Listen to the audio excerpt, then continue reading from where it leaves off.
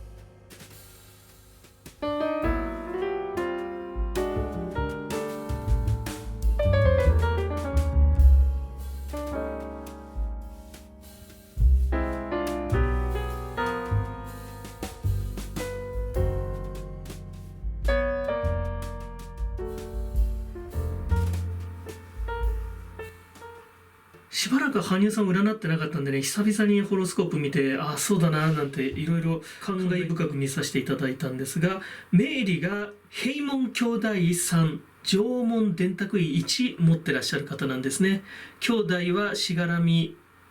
親族とか、取り巻きとか、そういうものを意味しております。そして電卓位はホーム、土地とか故郷とか、もしくは母親を暗示してますね。この兄弟と電卓位を命理に持ってらっしゃいます。羽生さんはおそらく一生やっぱりこのテーマにとらわれるというね、強い暗示を感じる方ですね。羽生さんやっぱりね、ずっとご自身の宮城を意識されてて、多分今後もそうなのではないかなという感じがします。年運なんですけれども、一区の水が当たってますね。命入りして新しい27年が始まって、若干こうリラックスする、若干トーンダウンするという大きなね、非常に大きな運気は感じる年なのかなという感じがしますね。水に当たっております。しかしまだご自身の命理のゾーン、縄文電卓位の中に入ってらっしゃいますね。ちなみに来年2024年から質問男女位に入っていかれます。この男女位っていうのは男と女、さらに言えば子供を暗示してます。子孫の繁栄を暗示してますね。さてさて、ではですね、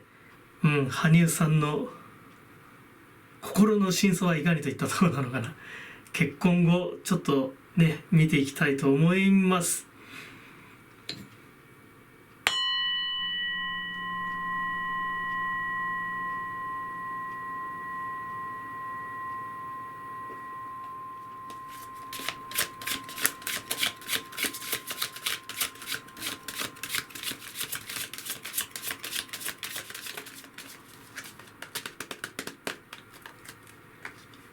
まず目ごたえ。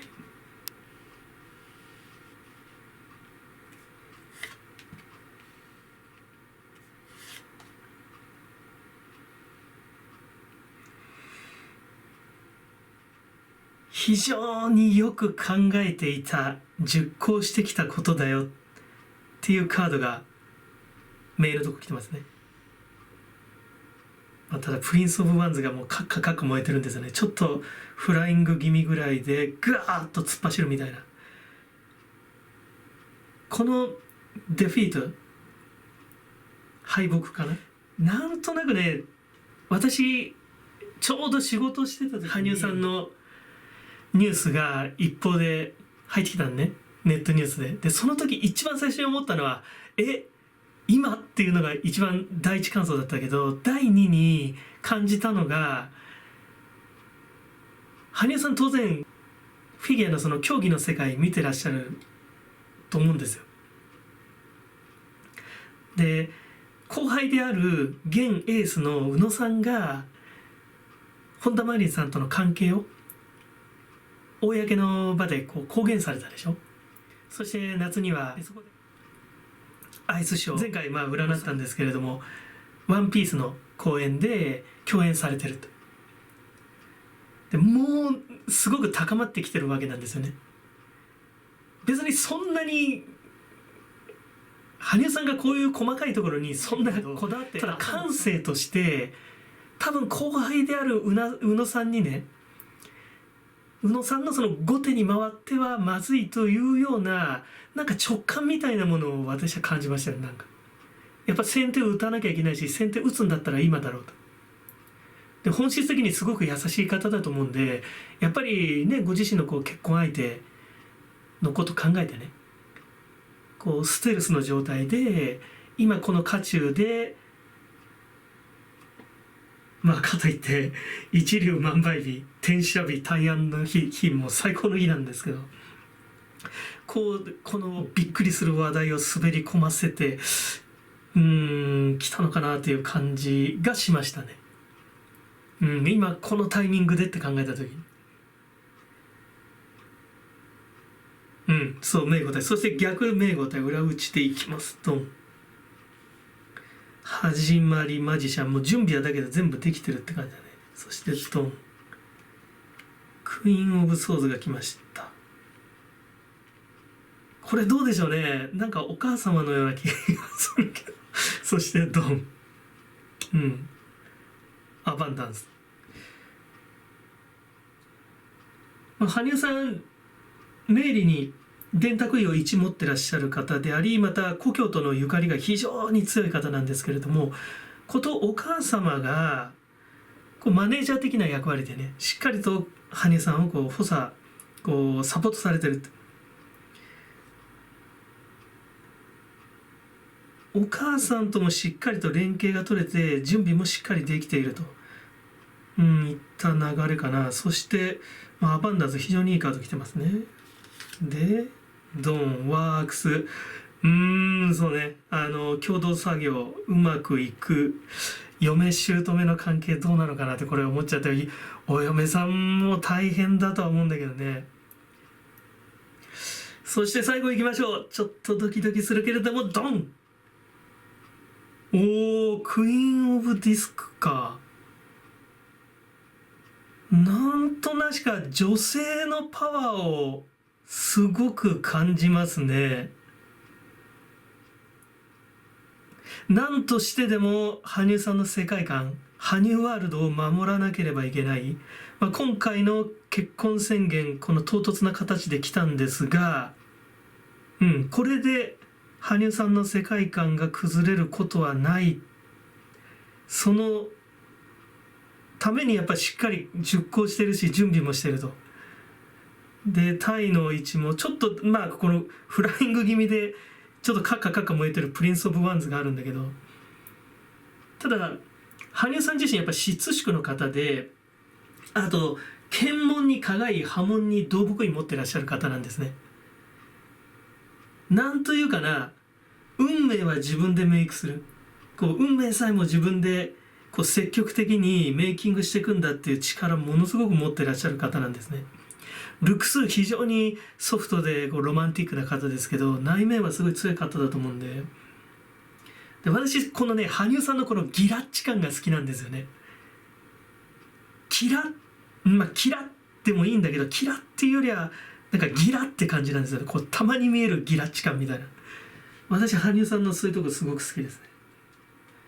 こんなん出ました。いかがでしょうか。